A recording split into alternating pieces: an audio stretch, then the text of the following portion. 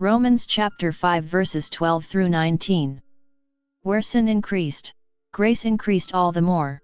Brothers and sisters, through one man sin entered the world, and through sin, death, and thus death came to all men, inasmuch as all sinned.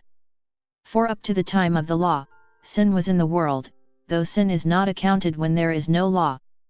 But death reigned from Adam to Moses, even over those who did not sin, after the pattern of the trespass of Adam, who is the type of the one who was to come.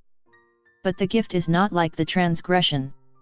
For if by the transgression of the one, the many died, how much more did the grace of God and the gracious gift of the one man Jesus Christ overflow for the many? And the gift is not like the result of the one who sinned. For after one sin there was the judgment that brought condemnation, but the gift, after many transgressions, brought acquittal.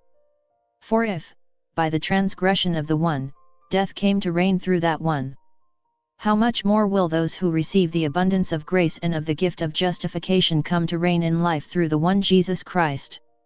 In conclusion, just as through one transgression condemnation came upon all, so, through one righteous act, acquittal and life came to all. For just as through the disobedience of the one man the many were made sinners, so, through the obedience of the one, the many will be made righteous.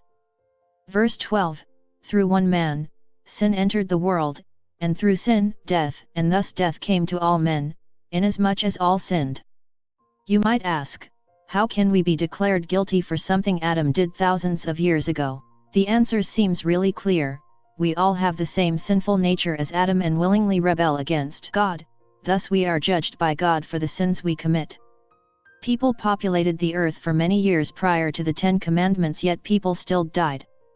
Don't overlook the fact that we are all born with a conscience, that little nudging voice of the Holy Spirit, that tells us that we are about to do wrong. Using our free will to ignore the Holy Spirit, leads us to sin, just as Adam and Eve did. The law, the 10 Commandments, points out to us how we have sinned and places the responsibility for that sin on us, the doer of the sin. Notice that none of the commandments come with a stated punishment or remedy for violation. Our only way to gain absolution for our sin against God is to ask for His mercy. God's mercy is bigger than any mistake that you've made. Jewish writers claimed that Adam brought sin and death into the world. They also believed that each of us make our own choice to follow in Adam's footsteps. We all have the tendency to sin, and this tendency is called concupiscence. But God also gives us the power to overcome our tendency to sin. 1 Corinthians chapter 10 verse 13. No temptation has overtaken you that is not common to man. God is faithful, and He will not let you be tempted beyond your strength, but with the temptation will also provide the way of escape, that you may be able to endure it. I am willing to bet you can't go a whole week without sinning. Go 7 days without thinking a bad thought, without having a rotten attitude, without saying an unkind word, without doing anything wrong. And if you can go 1 week without sinning, come and talk to me. I want to know how you did it.